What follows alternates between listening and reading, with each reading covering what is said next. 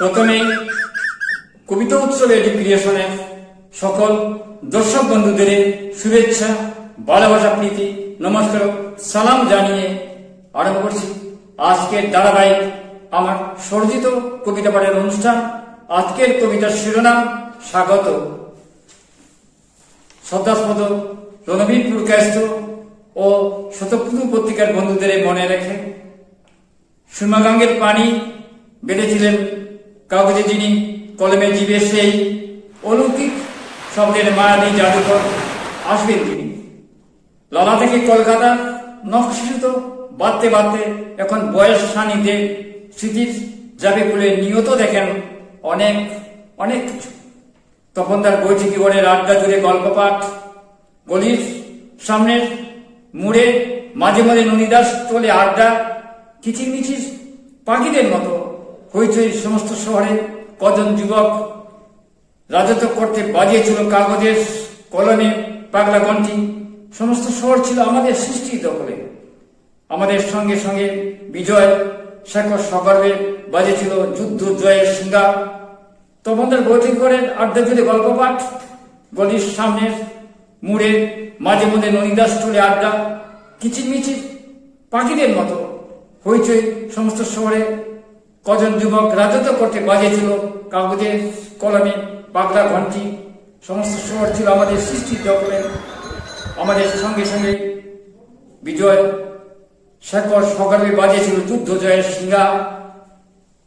কাল কাকতাড়ুয়ার মতো চুপচাপ সেখানে ছিলাম, সৃষ্টি ধানের গ্রানি মনে করতে চৌপাশ। মিথিলেশ দা উকি দিয়ে চলে যেতেন ওই দিকে, যেমনি চাঁদ হঠাৎ মেঘের ফাঁকে হারিয়ে যায় যখন তখন, সেই রকম বলতে পারো। ধর্মনগর মাতিয়ে এসেছিল সমর্থিত পরিয়ালি পাখির মতন, তার ঝুলিতে কবিতে যায় আর কিচ্ছু ছিল না। তারপর হঠাৎ হাওয়া কলকাতায় কাকতাড়ুয়ার মতো চুপচাপ সেখানে ছিলাম, সৃষ্টি ধানের ঘ্রাণে মামা করত চৌপাশ। মিথিলেশ দা উকি দিয়ে চলে যেতেন ওই দিকে, যেমনি চাঁদ হঠাৎ মেঘের ফাঁকে হারিয়ে যায় যখন তখন, সেই রকম বলতে পারো। ধর্মনগর মাতিয়ে এসেছিল সমর্থিত পরিয়ালি পাখির মতন, তার ঝুলিতে কবিতা ছাড়া আর কিচ্ছু ছিল না। তারপর হঠাৎ হাওয়া কলকাতায়। দীপক এখানে এসে ভালোবাসার সম্মুখে খুঁজে পেয়েছিল অরূপ পুরাতন। দীপক এখানে এসে ভালোবাসার সম্মুখে খুঁজে পেয়েছিল অরূপ পুরাতন। স্বপ্নাগিরি মণি কুড়িয়েছিলেন এখান থেকেই ভালোবাসা অঙ্গুড়িও সব নিয়ে। আমরা ছিলাম ভারতবর্ষের ঈশান কোণে, রামধনুর বনানী রং ছড়িয়ে উজ্জ্বল দীপ্তিময় উজ্জীবিত। স্বপ্না দিদিমণি কুড়িয়েছিলেন এখান থেকেই ভালোবাসা অঙ্গুরীয় সব নিয়ে। আমরা ছিলাম ভারতবর্ষের ঈশান কোণে, রামধনুর বনানী রং ছড়িয়ে উজ্জ্বল দীপ্তিময় উজ্জীবিত। সেই সব উড়ে যাওয়া রঙিন পালকগুলো আর ফিরে পাইনি, হারিয়ে গেছে বুকাটা ঘুড়ির মতো সময়ের বাঁকে। তবুও এখন আমি দেবদারু বৃক্ষের মতন দাঁড়িয়ে আছি। ঝড় বৃষ্টি রৌদ্রে আপনি কখন কোন অমৃত মহেন্দ্রখানে আসবেন? আর কি দেখা হবে? সমুদ্রের জোয়ার আসবে কখন?